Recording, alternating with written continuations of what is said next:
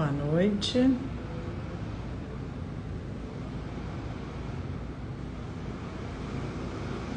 Olá, boa noite, bem-vinda.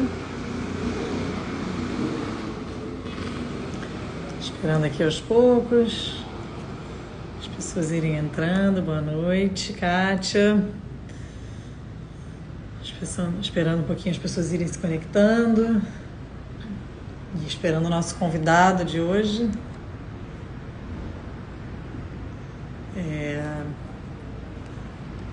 Hoje o nosso papo é um pouco sobre a neurociência e o mindfulness. Enfim, a gente fala muito dessas mudanças cerebrais que acontecem na prática do mindfulness. Obrigada. E resolvi, enfim, convidar um médico. E obrigada, Kátia, para poder falar um pouco sobre esse lado mais do cérebro, das mudanças, assim, em termos de medicina, né? Para ele poder contar um pouquinho pra gente esse lado mais da neurociência pra gente. Então, esperar um pouquinho. E boa noite, mais gente entrando, vamos esperando aqui um pouquinho. Sei que esse horário é mais concorrido na internet, né? Temos algumas lives por aqui. Então a gente vai esperando. Acho que o Lucas ainda não entrou, mas enfim, já ele deve estar por aqui. Entrou, ó. Então, eu vou esperar ele me chamar, quer dizer, ele me mandar o convite. E a gente espera um pouquinho, as pessoas irem chegando. Para a gente falar um pouco sobre... Até posso colocar aqui, né?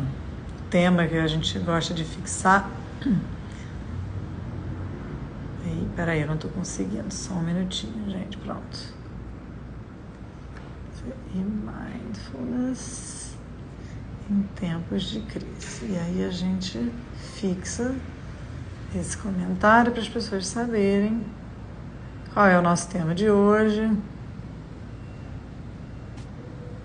Pronto, já está lá. Lucas, estou esperando você me mandar a sua solicitação para participar da live aqui. Quando você me mandar, eu te aceito e a gente vai batendo um papo enquanto as pessoas vão entrando.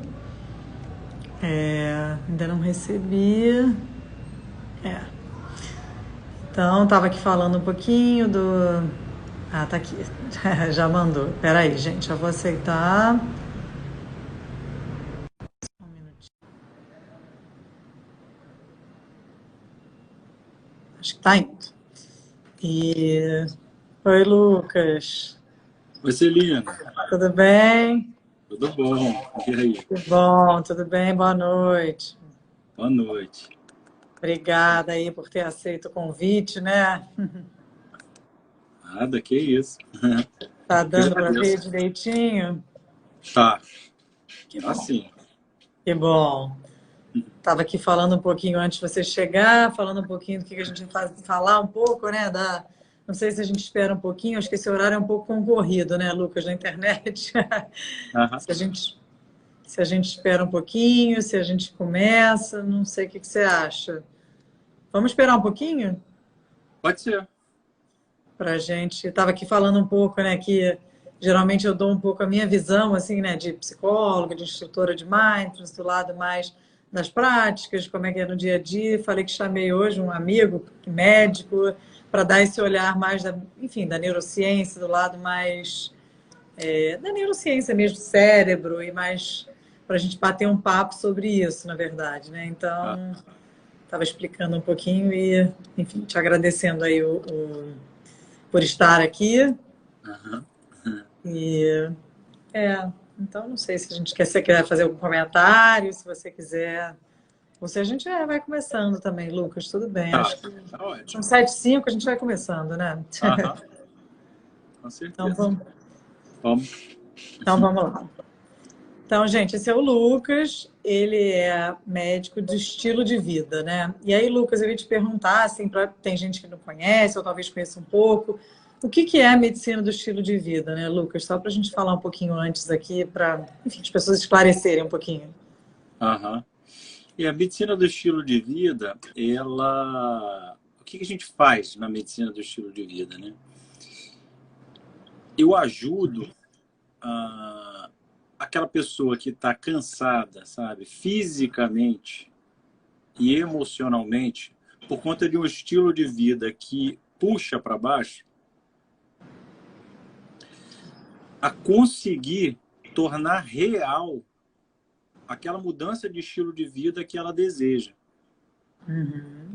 Para que com isso ela ganhe mais vitalidade, mais bem-estar físico e emocional. E aí é desde uma mente mais serena e tranquila, um corpo mais forte por dentro, por fora, né? Um corpo mais saudável, relacionamentos, né?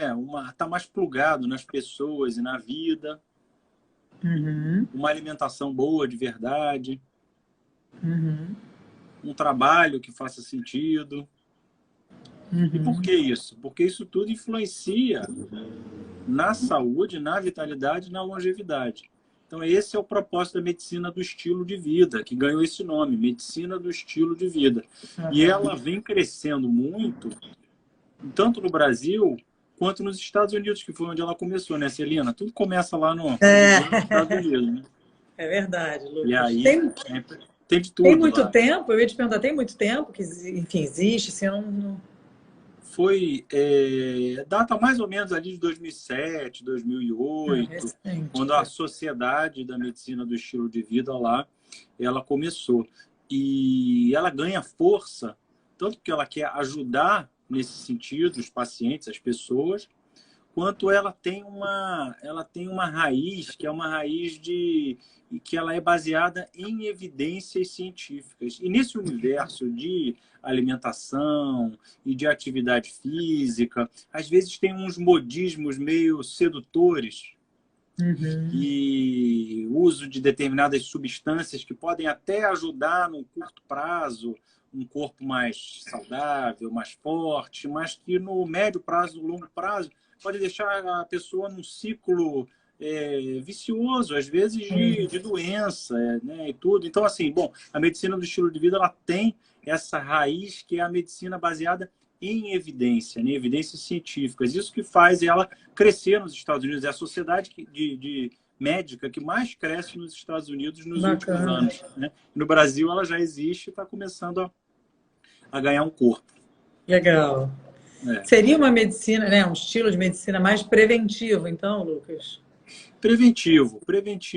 Agora, o que a gente está conhecendo, começou muito com uma ideia de prevenção. Agora, o que a gente está entendendo hoje em dia é que a medicina do estilo de vida, no sentido de cultivar uma mente mais serena e tranquila, uma alimentação boa de verdade, um corpo mais forte por dentro, por fora, está mais plugado nas pessoas, na vida, como eu falei, um trabalho que faça sentido, né? Isso tudo influencia na saúde e é capaz de prevenir, Celina, de tratar e até mesmo de reverter algumas das doenças crônicas, né? As doenças que mais causam sofrimento na humanidade hoje em dia e mortalidade precoce, né? Nossa, que legal. Então, assim, ela toca nesse ponto com cuidado e com uma humanidade, com uma possibilidade de ajudar as pessoas a caminharem ali para o que faz sentido para elas de uma forma muito, muito encantadora, na minha opinião. Muito legal. Essa é a medicina do estilo de vida, né? Não, muito legal, é muito interessante, eu acho, assim, particularmente muito interessante. Eu também, assim, para ser sincera, ouvi falar por você, né, assim, achei muito interessante. Hoje em dia tenho ouvido falar um pouco mais, até por conta do Mindfulness, mas acho que é, assim, muito legal. E aí tinha um pouco essa visão de ser um pouco mais preventivo, mas achei legal. Mas a gente pode falar disso, enfim, um pouco mais para frente, se você quiser. Agora, como que você chegou nela, né, Lucas? Como que você resolveu estudar ou resolveu esse caminho, né? Escolheu esse caminho? É impressionante, né? Nos congressos de medicina do estilo de vida, a gente sempre, quando se encontra as pessoas dali, a gente fala, caramba, a sensação que eu tenho de encontrar com você, né, como eu tenho de encontrar com você, Celina, é de que, caraca, aquela coisa dos tempos de escola. né? Que a gente fala, pô, essa daí é minha turma.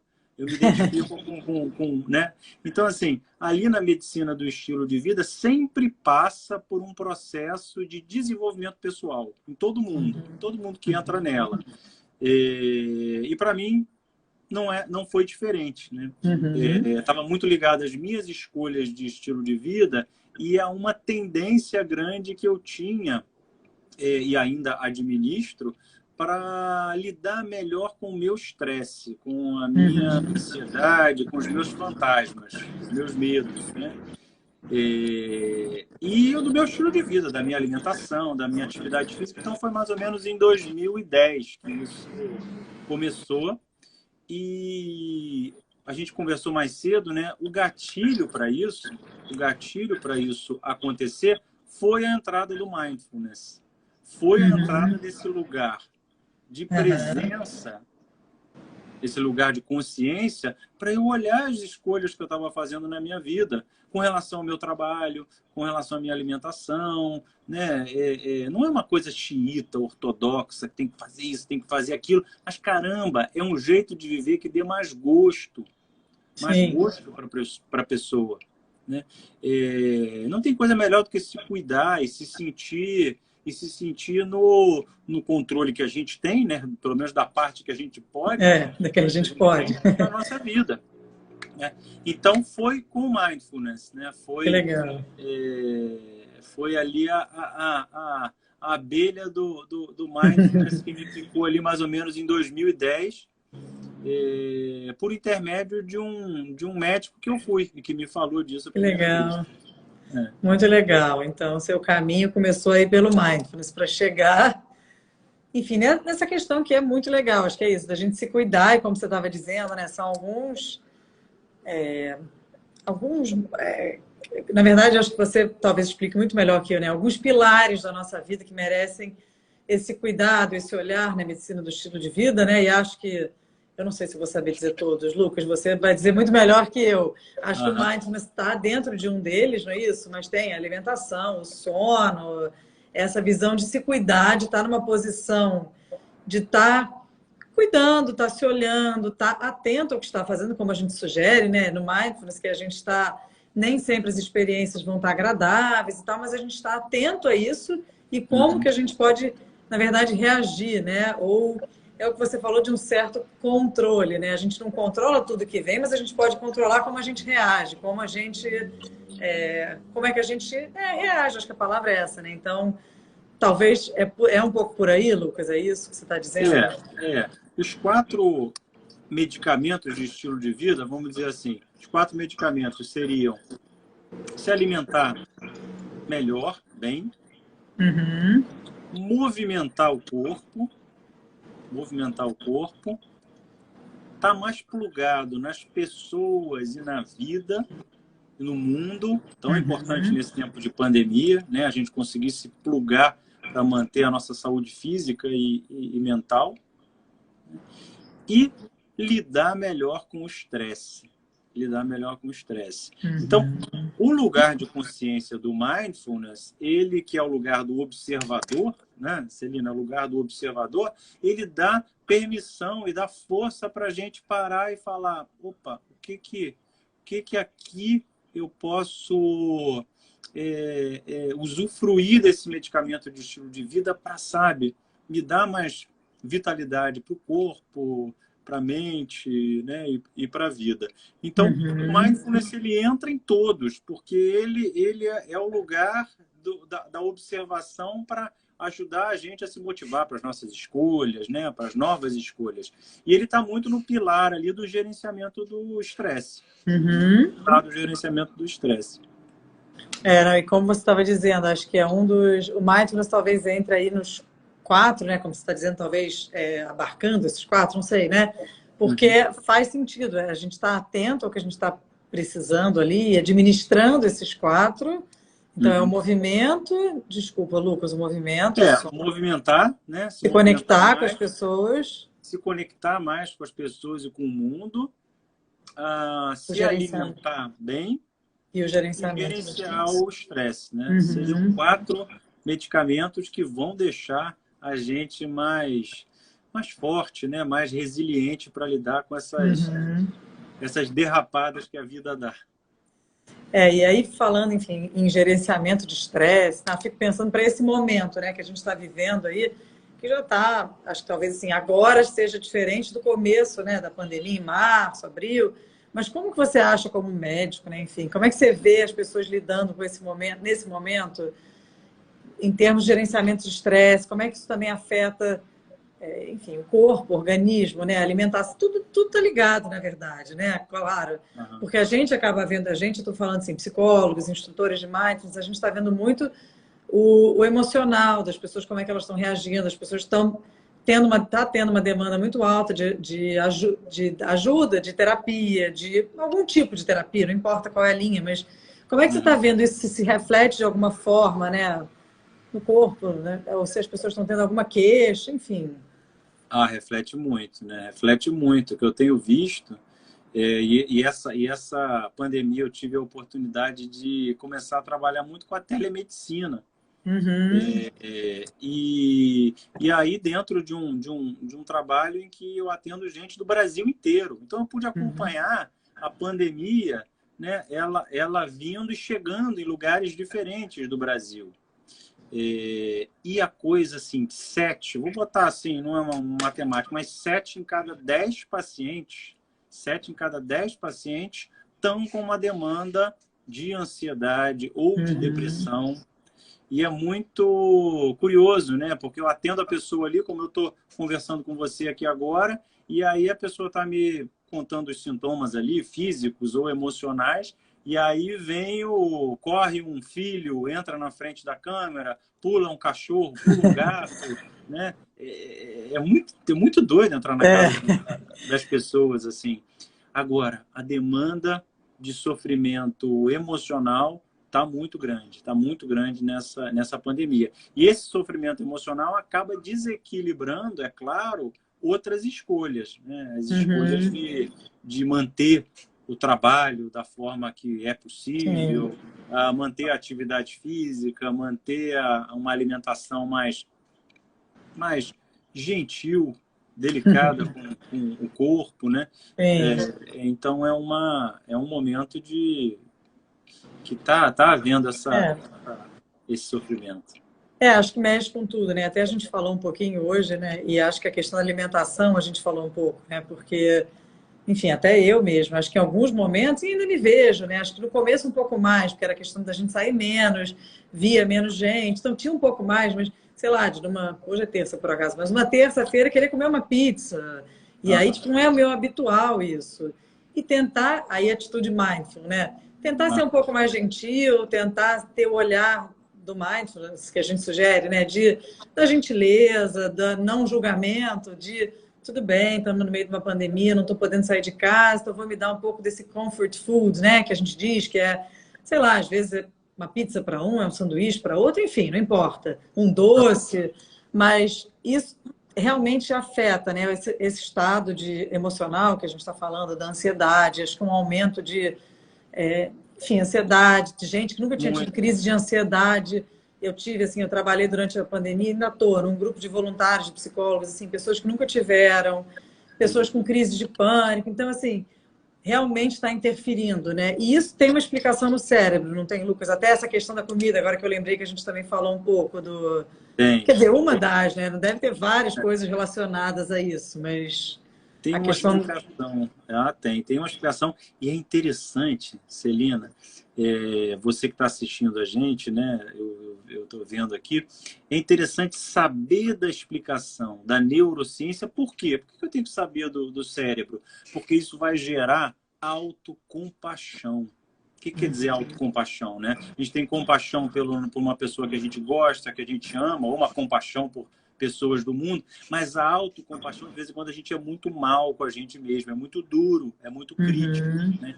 E quando a gente conhece o nosso cérebro, como ele funciona, a gente vai perceber que a gente tem uma estrutura no nosso cérebro, a gente pode imaginar o cérebro aqui, dentro do cérebro a gente tem uma estrutura chamada amígdala, que é um centro de emergência, de alarme que a gente tem no nosso cérebro. E ele evoluiu lá dos nossos antepassados.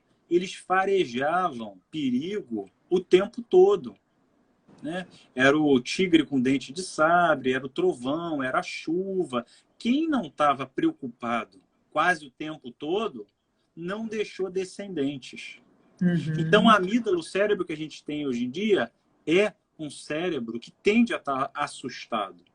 E num tempo de pandemia, onde a gente é invadido pelas notícias, né, e foi invadido e ainda é, a preocupação econômica, a preocupação com a doença, a preocupação com as pessoas que a gente gosta, as pessoas que a gente não conhece. Quando a gente é invadido com isso, essa amígdala aqui, ela rouba todas as outras áreas do cérebro.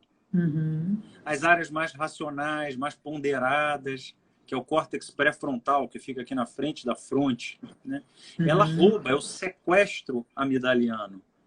E quando sequestra, a gente perde a nossa capacidade de fazer escolhas que tenham a ver com quem a gente quer ser como pessoa na vida, como é que a gente quer agir com o nosso namorado, namorada, filho, filha, no nosso trabalho. A gente perde contato com essa nossa essência. A gente fica no luta e fuga. A gente fica no modo sobrevivência.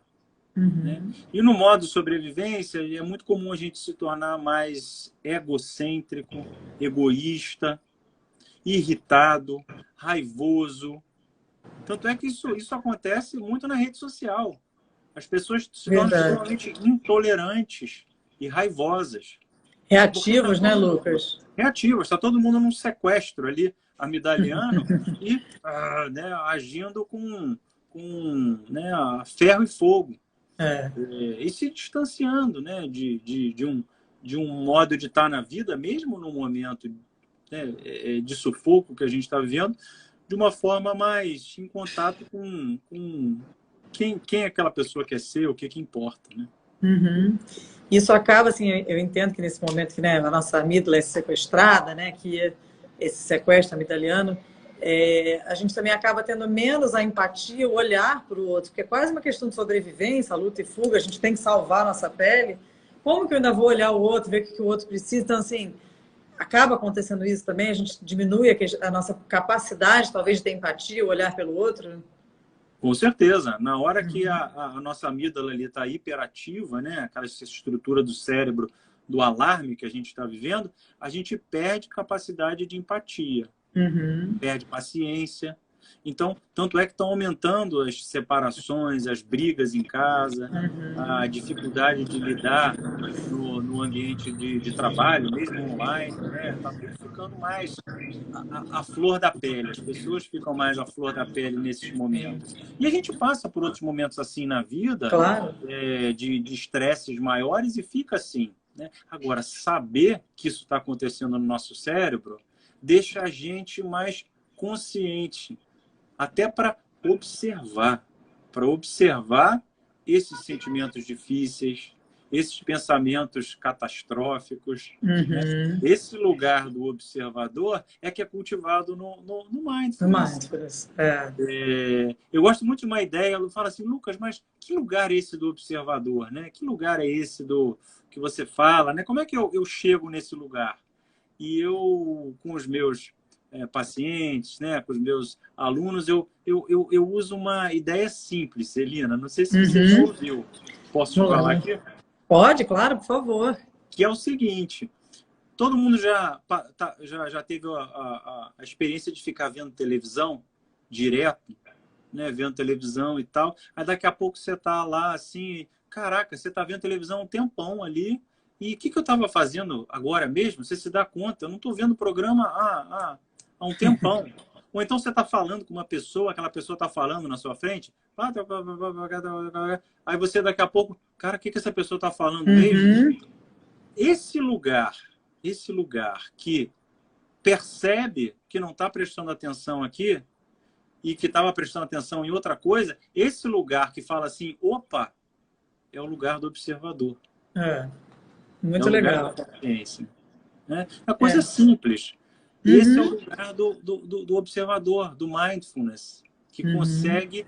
É um lugar mais sereno. E aí, aonde chega a neurociência nisso tudo, né? Qual é a linha Uhum. que a gente vai costurar aí?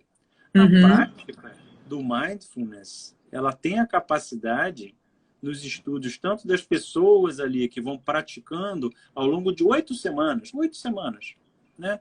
8 semanas. Antes disso, já, a gente consegue perceber que essas pessoas, a amígdala diminui de tamanho. Essa amígdala, ela diminui de tamanho nos estudos de ressonância magnética do cérebro. Então, isso que era uma coisa hype, uma coisa new age, né? O mindfulness, né? E tal. Não, peraí, estudos de ressonância magnética vão mostrar que a amígdala diminui de tamanho e o córtex pré-frontal fica mais ativo. Uhum. Então, saber disso gera na gente mais autocompaixão de ver como é que o cérebro funciona e dá para a gente motivação para falar, peraí, eu compro esse remédio aonde, Celina? Lucas, eu compro na farmácia? Não, hoje, agora. Pode usar ele hoje à noite. Pode usar ele amanhã de manhã. Isso, né? Basta começar assim com pequenas pílulas, pequenas doses, né, Lucas? Porque no começo é tal história, a gente precisa começar com... E aí, só te interrompendo um pouco, desculpa, porque tem muita gente que acha, né? Ah, não, eu tenho que começar 1 hora, 2 horas por dia, ah, eu não vou conseguir, eu tenho que esvaziar a minha mente. E acho que isso que você falou é muito legal, da pessoa que está vendo uma televisão ou está conversando com alguém e se dá conta que, opa, dispersei, é exatamente o que a gente sugere, né? Convida que a pessoa faça na prática, né? Que a gente leve a atenção para um foco que a gente chama âncora no mindfulness, então, a respiração ou, eventualmente, uma sensação na mão, enfim. E aí, quando ela percebe que a mente divagou, ela traz de volta com essa gentileza, nessa questão de observar, né? Traz de volta. E ela vai distrair de novo e a gente traz de volta. E é esse o exercício, esse é o cultivo, né? Por isso que a gente fala que a gente cultiva a atenção, porque a gente tem essa habilidade, a gente tem que cultivar essa habilidade da atenção, né? E é isso, está com a gente. Então, assim, um instrumento da respiração está sempre com a gente. Então, eu posso fazer agora, posso fazer antes de dormir, posso fazer de manhã, posso fazer práticas mais curtas. Então, isso é muito legal, né, do mindfulness.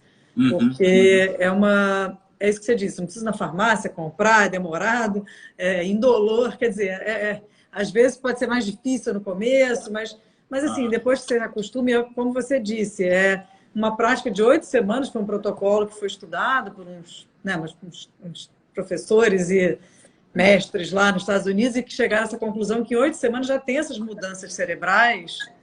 E uma delas é essa amígdala que o Lucas falou, que já dá uma diminuída no tamanho. E o córtex pré-frontal, só repetindo um pouco, Luz, que é essa, para quem entrou depois, né?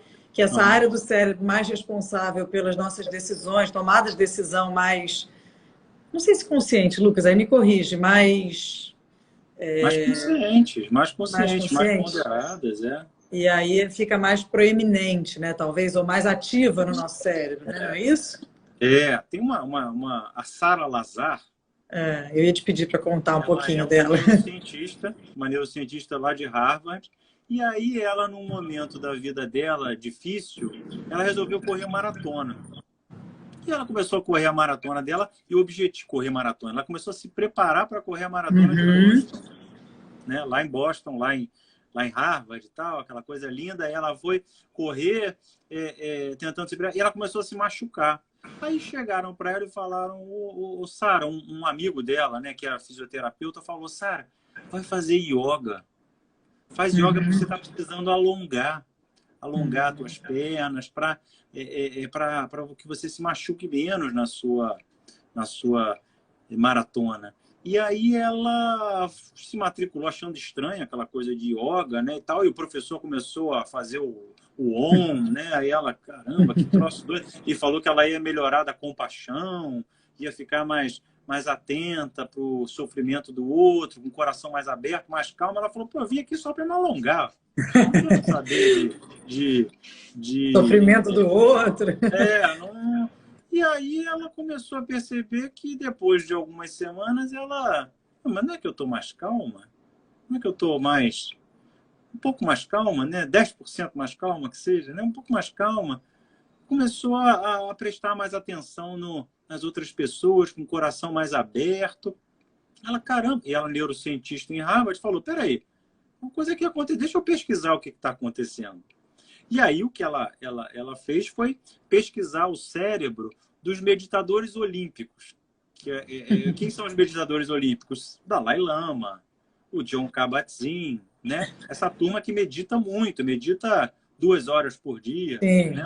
Um dia a gente chega lá, medita 2 horas por dia, fala, vamos ver como é que é o cérebro deles. Botaram eles dentro do aparelho de ressonância magnética funcional, botaram lá o Dalai Lama, tem um centro, né, em que eles fizeram isso, um grupo grande, e aí, o que eles viram? Córtex pré-frontal, desses caras que já tem essa área mais ponderada, é o CEO, né, Celina? CEO, tá na moda, né? CEO da função executiva, mais ponderado, que olha os lados, que toma decisões mais coerentes com os valores, né, que cada um tem. Então, esse CEO, esse córtex pré-frontal, desses meditadores olímpicos, fazendo um parênteses, esse córtex pré-frontal ele tende a diminuir com o tempo, a idade, né? Ele tende a atrofiar um pouco, né? Até chegando em quadros, né, demenciais e tudo, ele tem a atrofiar. O córtex desses meditadores olímpicos era do tamanho do córtex de uma pessoa de 20 anos de idade, aos 80 anos de idade. Né?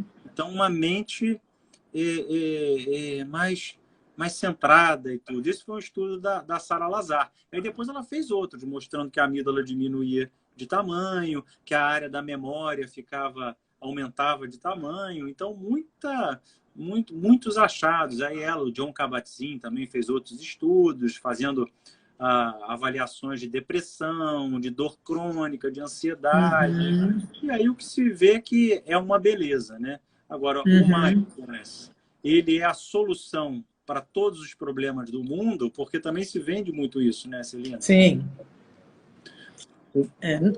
Fala, desculpa. Me diga, o que você acha? Não, eu ia dizer, não, com certeza, né? A gente até do Mindfulness, a gente tem uma expressão que a gente brinca, não sei se você já ouviu também, que é o Mac Mindfulness, que a gente brinca como se fosse vendido quase como um McDonald's, né? Não é a solução para tudo, claro que não. Tem que isso, é bom, tem gente que vai se adaptar, tem gente que vai gostar, e tem gente que não vai se adaptar. Então, assim, tem as suas funções, né? Ele tem essas mudanças cerebrais e tem... Você, a longo prazo, percebe, além das mudanças cerebrais, as mudanças, assim, no seu dia a dia, no seu bem-estar, né? Eu acho que eu até comentei com você de um filme que eu vi esse fim de semana, que um colega passou no Zoom, pelo Zoom, que é uma pessoa que resolve durante um ano praticar e, enfim, registra, filme, resolve fazer estudos nela mesma, uma australiana. Acho que chama depois... Chama My Year of Living Mindfully. Meu ano vivendo mindfully. E ela fala isso no final, que além das mudanças cerebrais, o que ela acha que mais percebeu nela foi o dia a dia.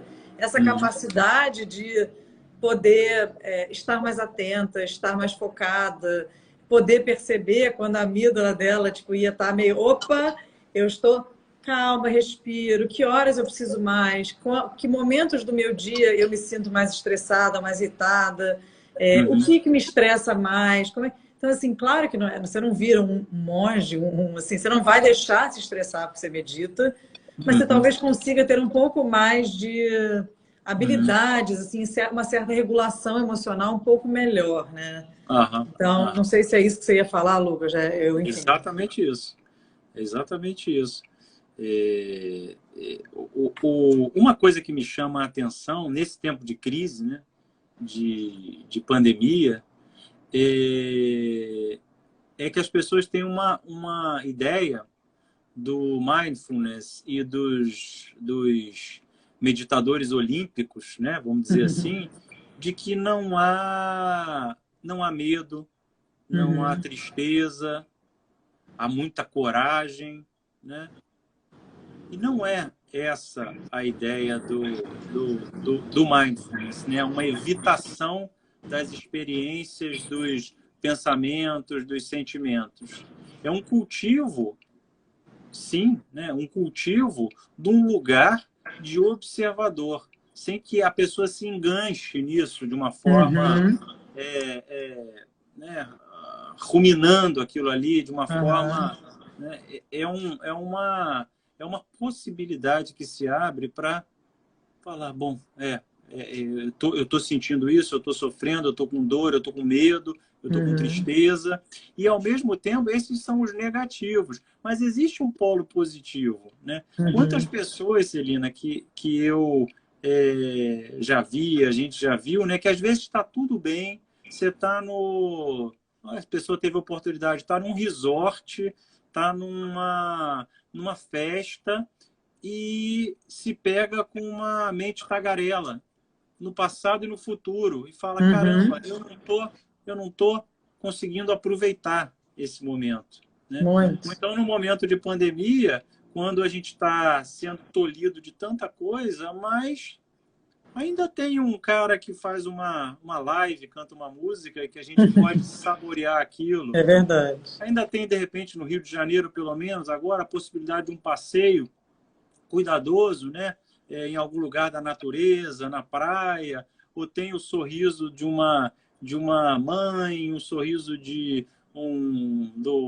da esposa, do marido, de uma pessoa, fazer carinho no gato, no cachorro, ao invés de fazer aquele carinho pensando se a vacina está chegando ou não, né?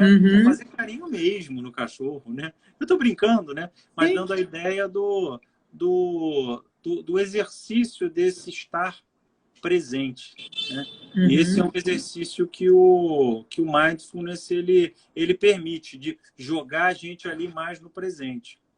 E outra comparação que eu faço, posso fazer aqui uma comparação? Claro, por favor, dessas comparações? Por favor. Quando é que a gente sente assim, presente? Extremamente presente? Eu nunca tive uma experiência forte assim, quer dizer, já tive. Experiência de quase morrer. Olha que maluquice. Nunca tive. Quando a pessoa... Não pode ser uma coisa simples. Uma hora que você está andando na rua e aí você pode estar distraído, não está mindful, né? Você está andando na rua, aí vem um carro e você quase é atropelado. Aí você pensa, caraca, eu quase fui atropelado. E aí você vem aquele banho assim e você sente teu corpo ali, né? Na hora. A primeira coisa que você sente é eu estou presente. Ou então numa montanha-russa. Você está na montanha-russa, você está totalmente presente ali, né? Um professor de yoga uma vez falou, Lucas, sabe qual é um momento que a gente está extremamente presente? Isso é nem bom, né, falar nessa época, né? Mas antes de espirrar, antes de um espirro, seria... Você está presente com todas as suas sensações. É verdade. Bem atento.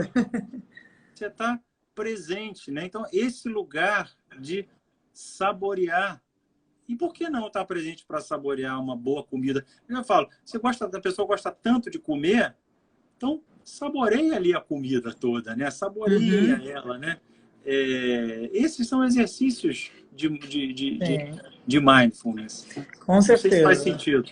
Não, faz super. Eu acho que é isso. Acho que o mindfulness, né, que a gente, enfim, pratica e o que eu, enfim, gosto, enfim, ensino, ou ensino, eu não gosto muito da palavra ensino, cultivo junto, né? Porque acho que ensinar, não sou eu, né, ensinar, a gente pratica junto.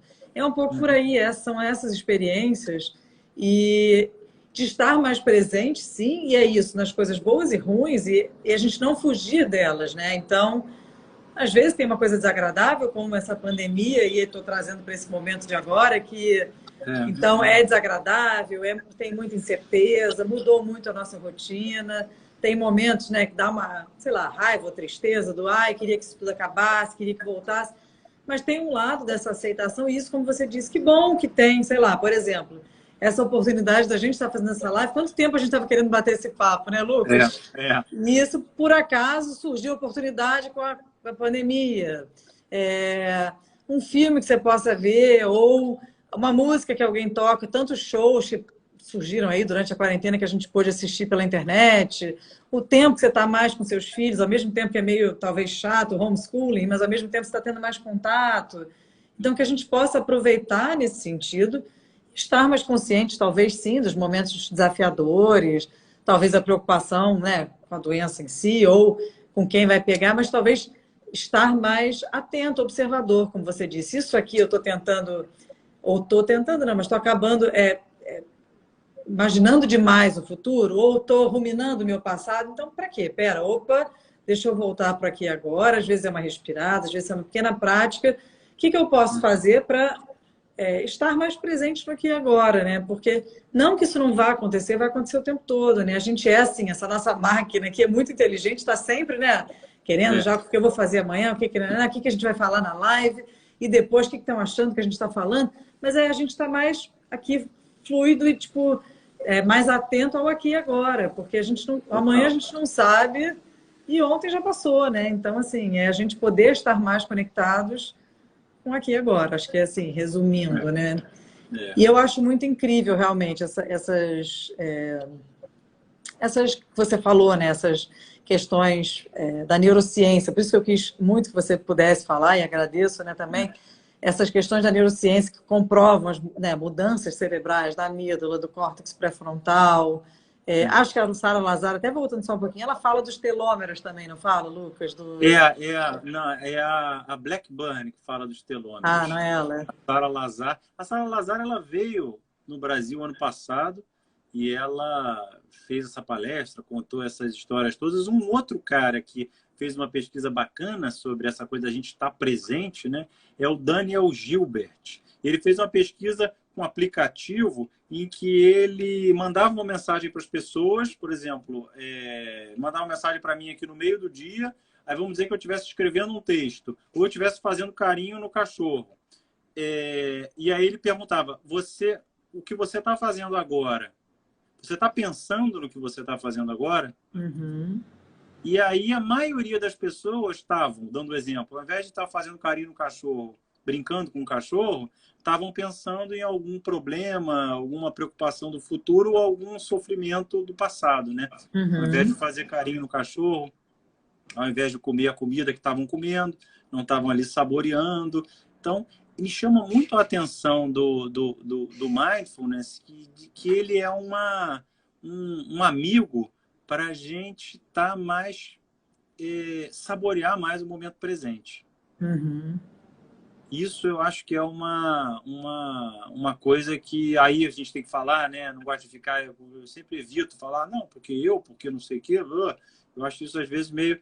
Mas uma coisa simples, Celina, simples da minha vida. Eu gosto de tocar violão, né? Uhum. E eu percebi que depois que eu comecei a fazer meditar na minha história, né? Idas e vindas e tal, eu consegui afinar o violão de ouvido depois.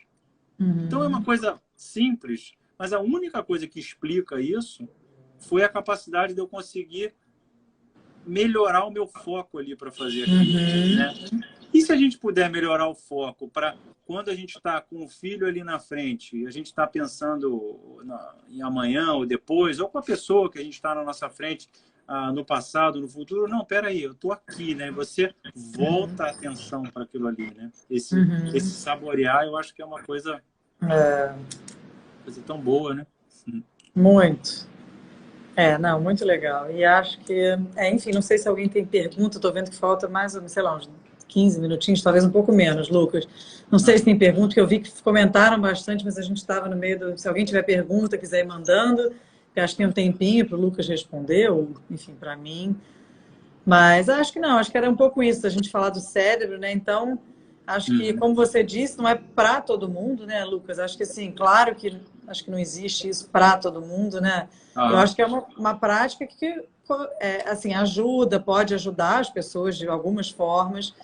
Como você sabe, eu até faço um trabalho com crianças que eu tento inserir, porque eu gosto muito dessa ideia do cultivar, né, a prática, porque eu gosto dessa ideia de que a gente já tem quase como se fosse uma sementinha dentro da gente e que a gente precisa ajudar o outro a cultivar mesmo, sabe? Essa ideia do parar, de respirar, de que a gente tem isso, está dentro da gente, né? Só a gente realmente... Então, eu gosto dessa coisa da criança, do cultivo, de começar desde cedo. Então, eu acho que é importante, mas acho que não é uma coisa assim... Está começando... Quer dizer, agora está até melhor, mas há 2 anos atrás era meio começando com as crianças. E acho que é uma técnica muito interessante. Muito... Desculpa, fala. Muito, muito estranho, né? Para mim, ali, essa minha história na medicina do estilo de vida, foi mais ou menos ali em 2013. Cara, para falar para uma pessoa no consultório Celina, em 2013, 2014 ali, sobre mindfulness, era uma coisa quase um constrangimento. Uhum. Era difícil isso, né? Era uma coisa muito oriental, É, muito ligada à religiosidade, né? Que pode ser, mas não precisa ser, né? Então era e ver como isso cresceu dentro da universidade médica, das faculdades de medicina, dentro dos centros médicos, dos centros de psicologia. É muito bonito ver o que aconteceu nos últimos anos, é né? muito E, legal. e tem um site que é o PubMed, né? Que é onde a gente vê os estudos e tudo. E a ciência da meditação, tem um livro chamado, quem se interessar, é A Ciência da Meditação, do Daniel Goleman e Richard Davidson, que são dois Acho que super... é o Rick Hanson, não é? Ou Richard Davidson? Eu acho que é Davidson. Bom, esse livro lá deles, eles mostram que a quantidade de artigos, né, que surgiram de 2010 para cá, né, antigamente, anos atrás, eram 10 artigos por ano, 15 artigos. Em 2019 já foram quase 1000 artigos só É. de mindfulness, né? Então, é uma coisa que se tornou, essa palavra, mainstream, né? Se tornou uma coisa que eu não tenho mais vergonha de falar com os meus pacientes no consultório. O assunto Uhum. sempre passa um pouco pelo mindfulness, Bacana. pela presença, né?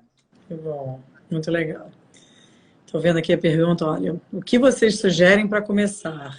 É a prática, imagina, a Renata está perguntando. Ó. Quer dar uma Para dica? começar. Ou talvez seja para a prática. Não sei se quer que eu responda, Lucas, ou... Eu gostaria que você respondesse. Eu gosto da ideia de ter um vínculo com uma pessoa real. Existem, né, os aplicativos, Uhum. existem até no Spotify, né, as meditações guiadas e tal. Mas mesmo que seja nesse caminho, ter um vínculo com alguma pessoa que esteja nessa jornada, me parece, na minha experiência desses anos, com os pacientes ali, né, os caminhos do mindfulness, me parece que dá um, dá um, dá uma conexão. Eu concordo. Eu acho que eu ia falar isso também. Acho que tem aplicativos, hoje em dia tem vários, né? Tem Insight Timer, tem Lojong, tem o Lojong, né? Headspace. Tem Lojong algum... é em português, né? Nacional, É, né? Eu gosto. o Insight Timer tem alguns em português também. Ah, Mas eu acho que essa questão de ter esse, como você falou, das 8 semanas, tem um protocolo que é meio, é um básico, digamos assim, que a gente faz, né, de 8 semanas, para as pessoas conhecerem os passos do mindfulness, você passar pelas práticas mais básicas e saber um pouco dos conceitos, assim, em 8 semanas. Geralmente são em grupo, porque essa troca, essa experiência da troca, da experiência de cada um, é muito interessante, é muito rica em geral. Então, geralmente é em grupo, mas como eu disse no começo, eu às vezes faço também nos meus atendimentos com algumas pessoas, porque, enfim, eu incluo na terapia, eu às vezes faço com pessoas que não querem fazer em grupo. Então, assim, eu acho que esse vínculo até, como você diz na medicina do estilo de vida, essa conexão humana é super importante, né? Então, eu concordo com você. Eu acho que podendo ser presencial é né? bacana. A Então, gente procurar tem algum quanto lugar. tempo? Acho que 10 minutos. 10 minutos? Posso contar uma história? Pode, vi que tem acho que mais Tem duas pergunta, tem perguntinhas só, mas pergunta. pode contar. Não, Quer tem aqui, eles contar? estão perguntando. Ó, só Vamos mais uma responder então. a pergunta. Quanto tempo demora para meditação frequente fazer efeitos no cérebro? Olha, o protocolo da Sara Lazar, veja bem, protocolo da Sara Lazar, para modificação de estruturas cerebrais. A gente está Tá, falando de neurociência. tá. Ela pedia para as pessoas fazerem ali 8 semanas. Né? 8 semanas. Algumas faziam 10 minutos, outras faziam 30 minutos, né, por dia. Então, houve... E era só, Celina, foi só dar um áudio para a pessoa ouvir. Tinha um Uhum. encontro, eu acho, semanal, mas era dar Acho que um áudio para a tinha. pessoa ouvir, né? Nos outros dias. Então, assim, nem era um negócio do outro mundo, não. E já havia essas mudanças de estruturas cerebrais. Caramba, se tivesse um remédio na farmácia Ia fazer fila na porta. É verdade. É verdade. Não, eu acho que é por aí mesmo. Eu responderia a mesma coisa, porque do John Kabat-Zinn é isso. São 8 semanas, ele sugere um pouquinho mais de tempo, Uhum. mas assim, durante uma vez na semana o encontro e os outros dias você pratica sozinho em casa com áudio, ou você pode se guiar sozinho, mas é mais ou menos por aí como da Sara Lazar. Aham. Tô vendo que tem só. Daqui a pouco você. Tomara que dê tempo pra você contar a sua história, mas existe uma recomendação sobre a frequência da prática da meditação? Todo dia? Acho que aí talvez se eu puder responder, né, Lucas? Por Acho que favor. sim. Idealmente todo dia. É por isso que a gente está falando. Acho que para criar a prática e para conseguir, enfim, se quiser, né, esses efeitos de mudanças cerebrais e até de bem-estar mesmo, a ideia é que seja todo dia. Mas também, como o Lucas falou, a ideia da autocompaixão, de se não conseguir um dia ou dois na semana, também não precisa ficar se culpando porque não conseguiu. A ideia é que seja uma rotina, eu gosto desse exemplo também, como se fosse assim, escovar os dentes, lavar o rosto, tipo, você inclua na sua rotina. E se der Uhum. para fazer 5 minutos naquele dia, que a gente faça 5 minutos. Se um dia você Uhum. conseguir fazer um pouquinho mais, ótimo. Então, a ideia é que consiga inserir, né, no dia a dia, Lucas. Não sei se você Uhum. concorda com a minha resposta. Super concordo. E uma coisa assim que é bacana, né, do mindfulness, e repetindo aqui, é, existe muita. Agora virou moda, né, o mindfulness. Então parece que ele resolve tudo, né? Assim, e a gente ir com essa expectativa muito alta não ajuda, né? É uma coisa, uma jornada boa e extremamente. Que faz muito sentido. Agora, um barato é que durante o dia, pequenas atitudes mindfulness podem Uhum. acontecer. Hoje eu fui me aventurar aqui com os cuidados, com máscara, correr aqui na praia, né? E fiz questão, porque a gente ia fazer a nossa live, de fazer uma corrida mais mindful. Nem sempre eu faço, mas prestando atenção no meu corpo, nos meus Uhum. músculos, na perna, que são poucos músculos, não são muitos. Mas eu fui prestando atenção ali na minha perna, né? No movimento do corpo, da respiração. De vez em quando minha mente divagava, eu voltava. É um Com exercício de certeza. mindfulness, né? De várias formas. Com certeza. Tudo que a gente puder estar mais atento, né? É isso. É, Não é só a respiração, é tudo que a gente puder é. trazer atenção para o momento. Não sei se você vai conseguir, estou vendo. Queremos ouvir a história do Lucas. Olha lá, Lucas. Então acho que dá tempo? Quanto tempo Tem. eu tenho? Deixa eu ver, vamos ver, Lucas. Uns 7 minutos, dá? Dá, claro, pô, história Então, olha lá, longa. vamos lá. Ah, Porque, assim, o meu caminho no mindfulness, né? Eu fui nesse clínico geral médico em 2010 e ele me colocou em contato com que foi através de uma coisa mais tibetana, budista, né? Com um monge chamado Segyu Rinpoche, né? E aí eu escrevi um e-mail para ele. Ele é um monge que vive na Califórnia. E aí ele vinha ao Brasil na época, eu fiz contato com ele, ele falou, tudo bem, vamos nos encontrar no Brasil quando eu for para aí, você é médico, eu tenho interesse na medicina tibetana, né? Eu pratico a medicina tibetana, e eu gostaria de conversar com você e tal, e a gente combinou de se encontrar em Ipanema, né? E aí eu uhum, fiquei era um edifício comercial ali, Ipanema. Fui para lá 10 horas da manhã e sentei ali no edifício comercial, imaginando quem eu veria, né? Como é que seria, né? E aí daqui a pouco eu vi um carequinha chegando com aquelas coisas de tibetano mesmo. Falei, uhum. caramba, né? E meio, eu estava meio desconfiado, porque não sou um profundo conhecedor do budismo e tudo, mas fui conversar com ele. E ele é um monge que usa iPhone, iPad, não por acaso, porque ele foi monge do Steve Jobs. Ele lá na Califórnia, ele teve com o Steve Jobs durante todo o processo dele de ligação à meditação, que apareceu nos Uhum. anos finais da vida dele. que Uhum. foi uma época de sofrimento, e foi uma época extremamente criativa, né? Quando ele mudou o Sim. mundo, né? A gente está falando aqui Uhum. agora, provavelmente por causa do Steve Jobs, né? E É. aí, e aí eu fui conversar com o Rinpoche, né, e tudo, como é que como é que seria esse caminho da meditação, e é claro, como um bom monge, ele me deu pouquíssimas respostas, né? É. Fez você E me deu pensar mais do que tudo. algumas orientações, né? E aí eu participei de um retiro e tal. E aí ele vem ao Brasil de 6 em 6 meses, ele vinha agora, e eu sempre encontro com ele, converso, né? Falo das minhas experiências com os pacientes, com as pessoas. E ele tem lá um centro que chama Juniper. Juniper. Tem até um site, né? Que ele coordena lá na Califórnia. E ele sempre tem o desejo de fazer alguma coisa no Brasil, mas ainda não conseguiu. Muito legal. E é muito curioso, porque a ideia dele, central, durante anos, foi tirar o envelope religioso, para que pudesse chegar como um medicamento de estilo de vida que a gente acha na farmácia, o Uhum. mindfulness e a meditação, né?